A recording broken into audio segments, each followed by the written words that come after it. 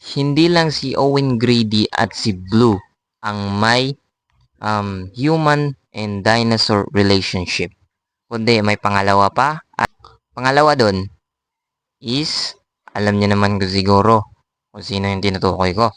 Si Bumpy at si Ben. 'Di ba? Sa nakita naman natin sa Jurassic World Camp Cretaceous kung gaano sila ka-attach sa isa't isa, kung gaano sila ka sweet mag-bonding, kung gaano sila ka ano, gaano sila ka strong relationship.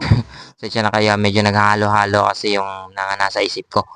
At unang impression pa lang or unang pagkikita pa lang nilang dalawa, yung pag-hatch ni Bumpy, ay una nang nakita is si Ben. So iniisip ni Bumpy na yun ang magulang niya, 'di ba? So the next is ang may human and dinosaur relationship is yung trainer at yung apat na Atrociraptor. So hindi ko pa napapanood yon, pero siguro next time na lang siguro papanoorin ko yun. Yung kay Stewie kasi hindi pa tapos yung season eh. Gusto ko matapos muna yung season at please lang wag muna kayo mag-spoil. So ayan na nga si Bumpy at si Ben. So additional is special si Bumpy. Kasi nga is mas advance siya nag-hatch, mga advance na ilang weeks.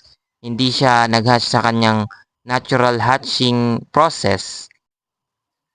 So ayun na nga, nakita natin yung bonding nila throughout the season is pati nga si Ben ayaw niyang iwanan, gustong iwanan si Bumpy sa island na yon.